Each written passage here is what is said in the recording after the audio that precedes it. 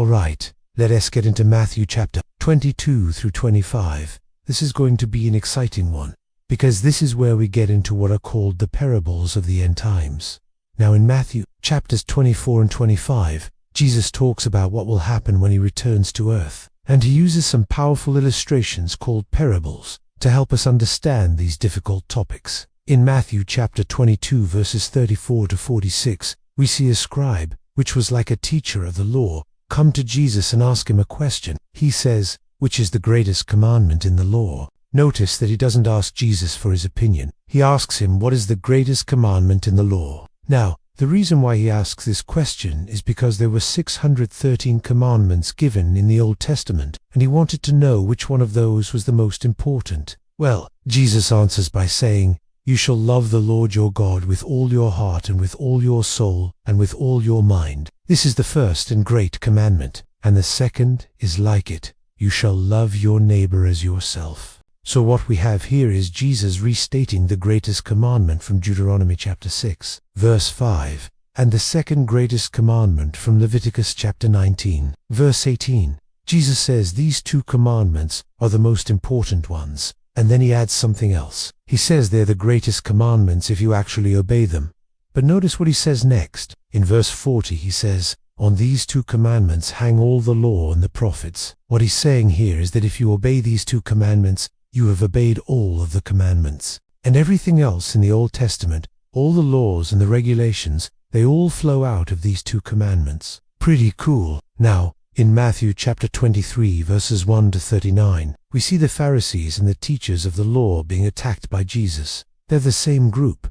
The Pharisees were teachers of the law. They taught the people what the law said. So Jesus starts attacking them because they've been attacking him. And he attacks them in three areas. First, he attacks their love for the most important commandments in verses 1 to 7. He says they love the best seats in the synagogues and greetings in the marketplaces, and they love to be honored by others. But they neglect the most important part of the law, the part that says love God and love your neighbor. Then he attacks their hypocrisy in verses 40 to 36. And here he says they build tombs for the prophets and decorate the graves of the righteous. But if anyone comes to him to show him the way to God, they say, "No, you can't come to him because we have sealed ourselves off from God." And because they did this, Jesus says their reward from God will be great suffering. Next, he attacks their greed and their love for money. In verses 14 to 20, he says they love to have the best, biggest, most expensive houses so everyone can see them. They love the best clothes so they can be seen in the marketplace. They love the best table and the best chairs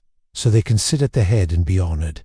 He says they love all of this stuff. And then he gives us a warning in verse 25. He says, "Woe to you, scribes and Pharisees, hypocrites, because you eat up the property of the widow, and as a pretense, make long prayers. It will be charged against you. You will receive a more severe punishment."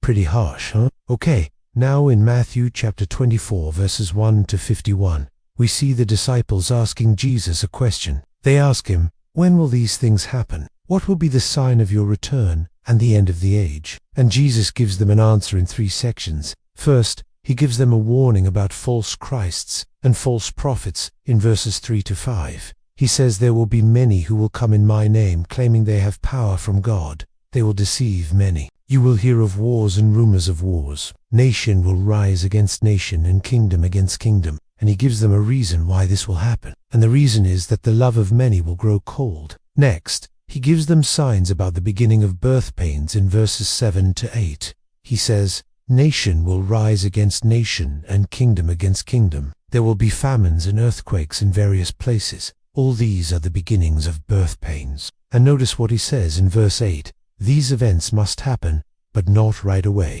So we learn here that these things are not the end of the world, even though they seem scary. They're just the beginning of the end. And this leads us to the third section where Jesus gives them signs of the end in verses 23 to 51.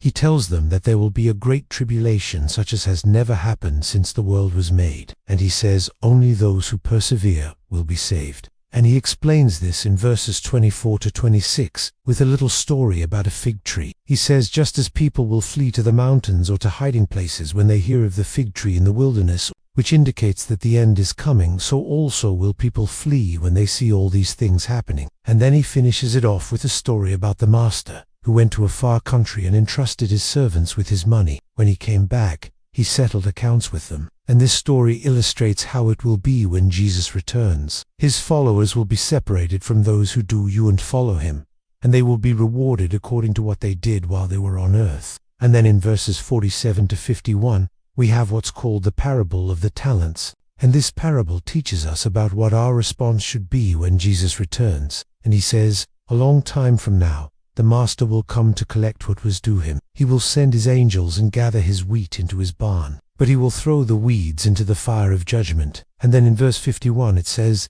this is how it will be at the end of the age. The Son of Man will send forth his angels, and they will gather out of his kingdom all stumbling blocks and those who commit iniquity. Okay. And then in Matthew chapter 25 verses 1 to 40, we see Jesus talking about 5 foolish and 5 wise virgins. These girls all go out to meet the bride, and 4 of them take their lamps and some oil. But the other 5 are foolish, and they don't bring any oil. And what happens is that after they waited for a long time, the bridegroom finally arrived. And when he arrived, the virgins who had the oil were ready, but the foolish virgins were not ready. And this illustration teaches us that we need to be ready for the return of Jesus at all times. We do this by having faith in him, obeying his word, and keeping the oil of the Holy Spirit in our lamps. Next, in verses 14 to 30, we see Jesus tell us about a man who went on a journey and left his money to the servants that worked for him. He left 5 bags of money to one servant, 2 bags of money to another, and 1 bag of money to the third one. And then he left and returned 5 years later. And when he returned, the first 2 servants had doubled their money. And the man was happy with that because they used their abilities to make more money. But when he looked at the third servant, he saw that the 1 bag of money was still there. And he asked that servant, why didn't you invest the money? Why didn't you use it to make more money?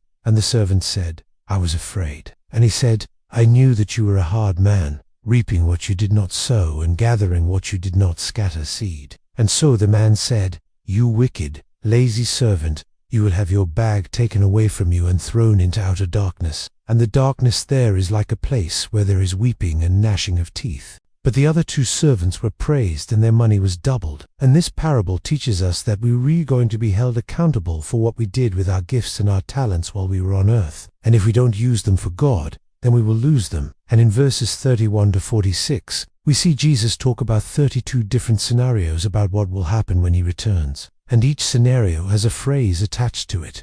He will separate people as a shepherd separates his sheep from the goats, and he will place them on his right and on his left. This is basically saying that some people will go to heaven and some will go to hell. Then he gives us some details about each group. Those on his right side are called righteous nations. He calls them blessed because they inherit the kingdom that was prepared for them from the foundation of the world. Those on the left are called wicked, and he calls them cursed because they are sent away to eternal punishment. Then in verses 34 to 40, he describes the difference between the 2 groups. Those on the right side are described in verse 34. For I was hungry, and you gave me food. I was thirsty, and you gave me drink. I was a stranger, and you welcomed me. I was naked, and you clothed me. I was sick, and you visited me. I was in prison, and you came to me. And he tells them, assuredly, I say to you, inasmuch as you did it to one of the least of these, my brothers, you did it to me. And then he describes the wicked in verse 41. Depart from me, you evil and wicked servant. I never knew you. So what Jesus is saying here is that salvation isn't guaranteed for anyone. To go to heaven, you need to put your trust in Jesus, and you need to show evidence of that faith by doing good works. And those good works will be rewarded, but they will not earn you salvation. Okay, so Matthew ch 22 to 25 in under 25 minutes. If you enjoyed this video, please hit the like button. Thanks for watching, and we'll see you in the next video.